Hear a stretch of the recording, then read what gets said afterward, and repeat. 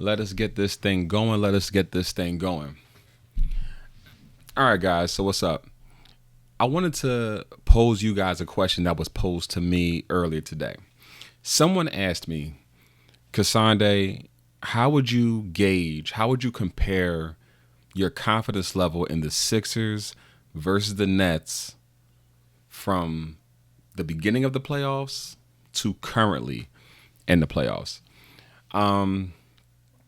And I guess I'm going to kind of extend the question to your confidence in the Sixers just in general entering the playoffs versus how you feel about them right now and what they can ultimately do.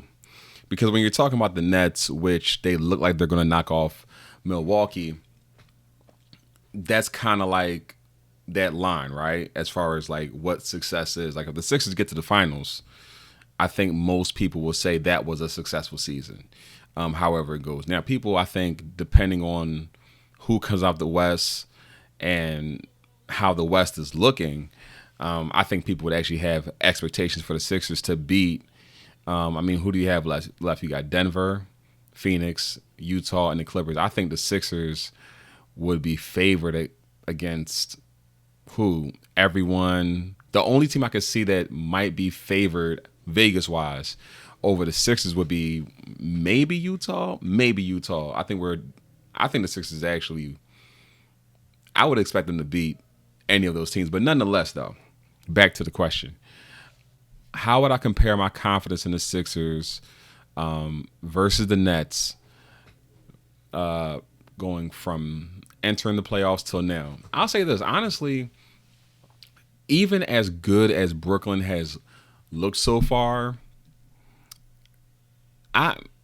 my confidence versus them hasn't changed. I have believed that the Sixers are one of the few teams that could actually knock the Nets out.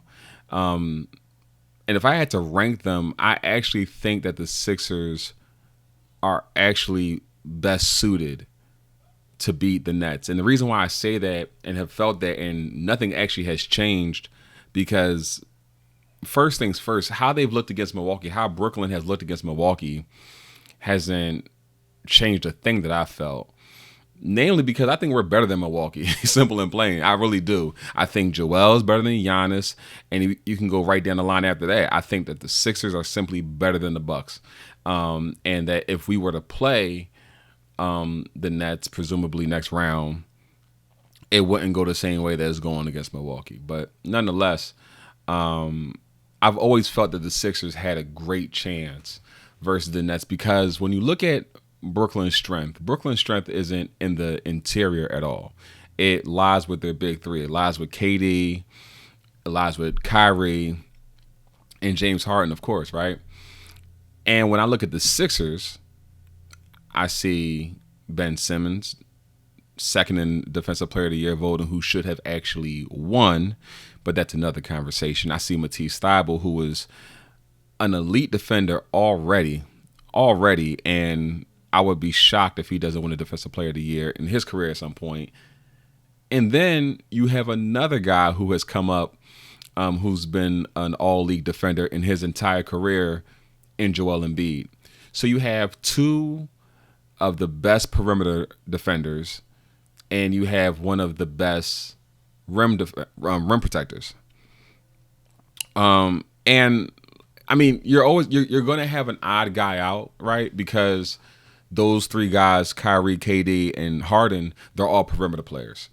And you only have two of those guys with the Sixers. But I kind of feel like with Joel's rim protection, it kind of could still help serve the same purpose. It's just going to be like an odd guy out, though. Like if you put Matisse and Ben on either two of the three, there's always going to be that other perimeter creator. But my confidence hasn't really changed. I will say this, though. My biggest concern with the Sixers is Ben and Tobias. And I felt that way this entire year. And nothing has really transpired that's made me walk back off of that. The reason why those two are my biggest concern is because when it comes specifically to against going against Brooklyn, my concern is that those two cannot elevate to the level that the other guys are going to have to elevate. Like Joel Embiid is a top 5 NBA player. Like he's like a bona fide top 5 guy, right? And I mean, you could have different points of the season or whatever when you're doing rankings, and he might be number 6, number 7. But Joel Embiid is a perennial MVP caliber type player. And when you look at Ben and you look at Tobias, the concern I have with them is that I don't trust that they can elevate their game to where it would have to get to in order to compete in a playoff series against the likes of Durant, Harden, and Kyrie. I just don't trust them. Like, let's start with Tobias. I call Tobias a company car. And I call Tobias a company car because I'm not sure if you guys are familiar. I don't even know if they still do this, but I know at some point they used to put these things on cars, on company cars called governors, like speed governors. And the car could not exceed a certain speed. And I think about Tobias in that way. Like Tobias, he's good for 20. Tobias is good for 20. He might sneak in that 24 to 26. And every so often, he's going to give you that 28, that 30, 31. He's going to do that every so often. But Tobias doesn't give me the confidence that he lacks that game breaker mentality, right? Like to me, when I look at guys like Durant, Kyrie, and Harden, they have game breaking ability. Like they can explode. You know what I mean? It's like they're flammable. And I feel like Joel is that way too. Like Joel's going to average 28, 29, 30 points. But Joel can give you 36, 42, 50. Like he can go up there. Like he can raise it levels depending on what's needed. And the deeper you go into the playoffs, the more and more it becomes about your top talent and not just your main guy, but the other guys that are next to him as well. Like being able to have that second guy. Like when you go back and you look at the 2016 finals, I believe it was game 6. Was it game 6 in Cleveland? When LeBron and Kyrie went for 41, I want to say it was game 6, I think it was. Like you have to be able to have that other guy that can just take his game up those notches. And I don't know if Tobias is that kind of guy. And I say it in particularly in that environment. Right? Like Tobias could have games. Like we've seen Tobias have games, but I don't know. And look, he's going to have a chance to prove it. He's going to have a chance to prove it. That's the beauty of the playoffs. I was when I was answering this question earlier, I said the beauty of sports is that you have the opportunity every game to, continue writing your story, to change the narrative of how people view you. But I just don't know if Tobias, when you're in that highly competitive scenario and you're looking across and it's KD and it's Kyrie, I don't trust or I don't know that Tobias is looking across from those guys and he's like, I'm better than you or I'm as good as you. And when it comes down to it in the playoffs, when you're talking about those late rounds, that's a factor. That's a factor. Like just simply the belief that you and I, like we are on that same level. Like you think about it. Let's go back. I cited the 2016 NBA Finals, right? Most people, when they're ranking point guards, when they're just ranking players, would put Steph Curry above Kyrie Irving, right? I think most people would agree with that. But I promise you that when Kyrie Irving steps on the floor with Steph Curry, there's no part of his mind that believes that Steph Curry is better than him. There's no part of his mind that believes that he's not at least on the same plane as Steph Curry. And his play backs it up. Like when he's there, it's like, no, I'm right here, right? It's no difference than when you look at Joel. When Joel plays against, like even when he was on his way up, like now Joel is like solidified in the league, right? He's stamped. But even on his way up, when he was playing against, LeBron James, Harden, whoever it was, Katie, whoever it was, there were games when you be watching, it's like, yo, he's not scared. Like he really believes he's on that level. And now he is really on that level, like for all of us to see. And I don't trust, and I have never seen from Tobias anything that will show me that in that environment, he can get to that level and that he's going to look across at those guys and be like, okay, Joel gave us, 35, but I got another 32. I got another 36 in the chamber to help you out. And when it comes down to it, when you're in those scenarios that, because here's my thing, and this kind of, and this, Ben, I'm going to get to Ben. But with Tobias, it's just like, he has a way sometimes of blending. He blends in, right? And we're going to need him to like stand out.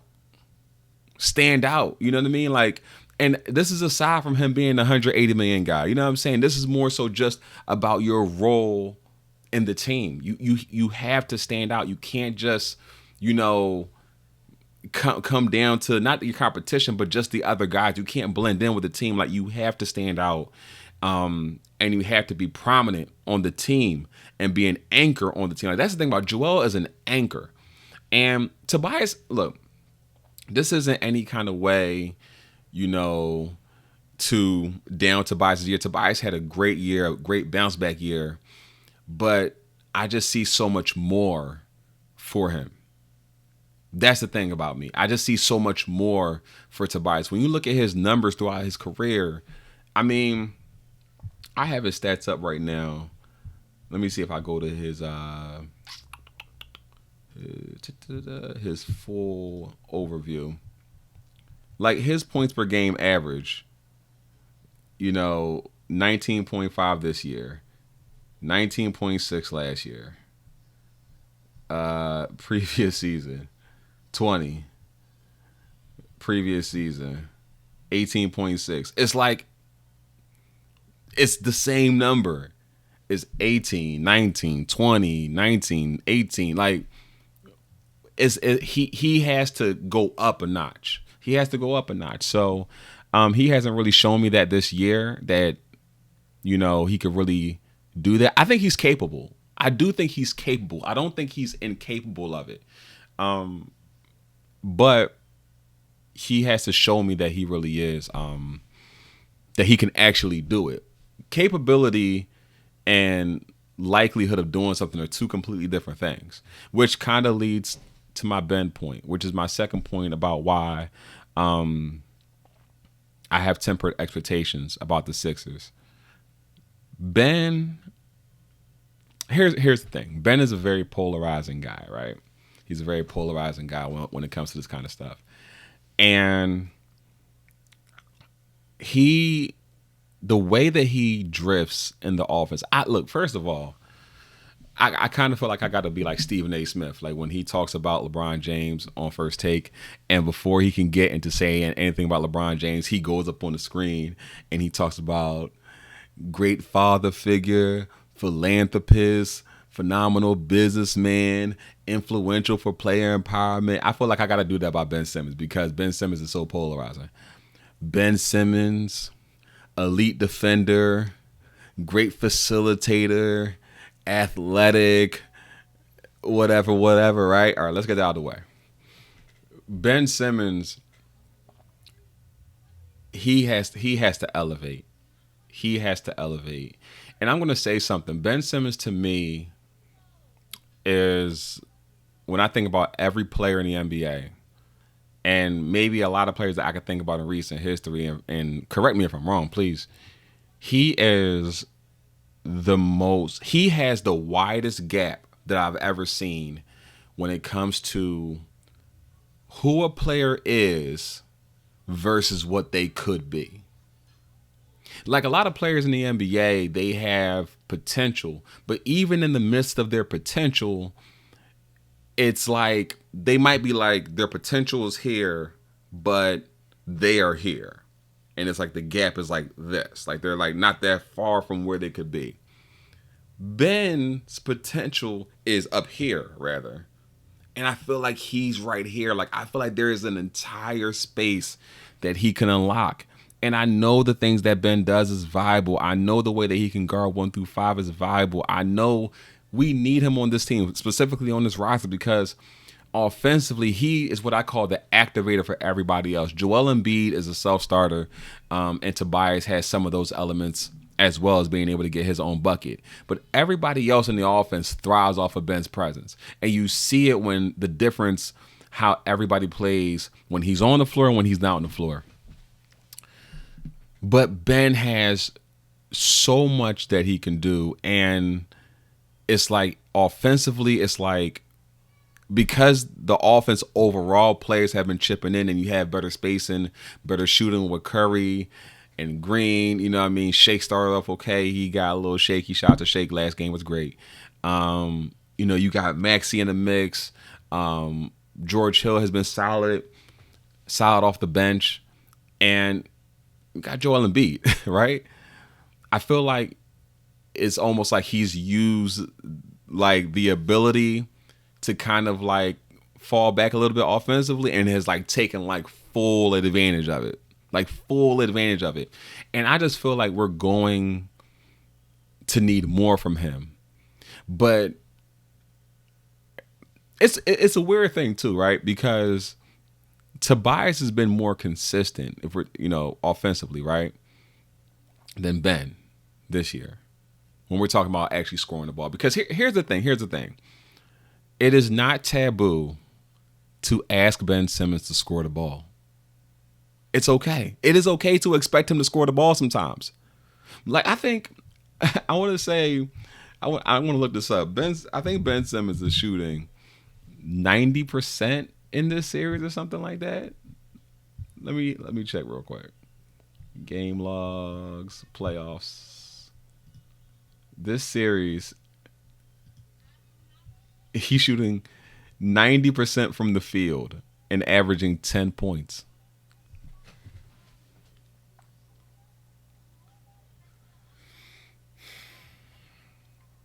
He's shooting 90% from the field. Is shooting 5 shots a game.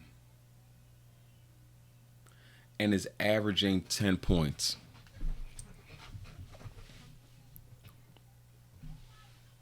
Potential. Production. Listen. And here's the thing too. Here's the thing. Let's talk about it. Like, it's a worry because let's talk about this Atlanta series. With this Atlanta series, we lost game 1, right? Joel Embiid had 38 and 13 or whatever he had, and we lost game 1. Game 2, Joel Embiid had 40, but like, let's rewind to see what happened. Sixers went up like 18 points. Atlanta chopped it down and took a 80-79 lead. The Sixers won game 2 because of Shake Milton. When he came in and he exploded and broke the game open, that was the game. Then the starters just had to come in and hold serve, right? So it's not a situation. Sorry if you can hear that out there. It's not a situation that his scoring isn't necessary. And then when you start going on the road, I mean, you know what they say, like role players play better at home. So Shake having that third, fourth quarter explosion is more likely to happen at the Wells Fargo Center than it is down at State Farm Arena, you know what I'm saying, or Barclays or whatever, right? Ben has got to step up because the Sixers very well could have lost Game two. Very well could have lost game two. Like the score was not indicative of how close the game actually was.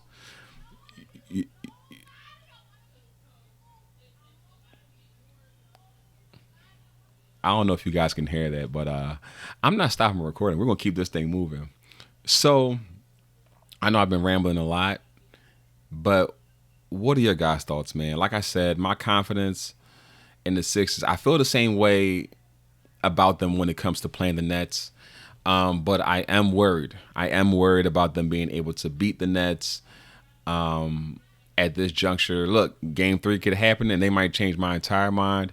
And Ben and Tobias show up big, and it's like, hey, maybe they've changed. But I'm worried. I am worried. Are you worried? Talk to me about it.